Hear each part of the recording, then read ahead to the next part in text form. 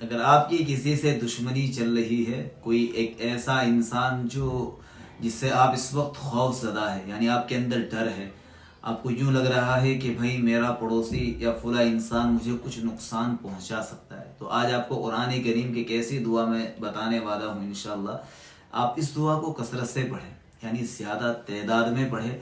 اللہ تبارک و تعالیٰ اس آیت اور اس دعا کی برکت سے آپ کی حفاظت فرمائیں گے، دشمن آپ کا کچھ نہیں بگاڑ سکتا، اور آپ کے اندر انشاءاللہ ہمت آئے گی، حوصلہ آئے گا، یعنی آپ کے اندر سے ایک طرح سے کہیے کہ ڈر نکل جائے گا، خوف نکل جائے گا۔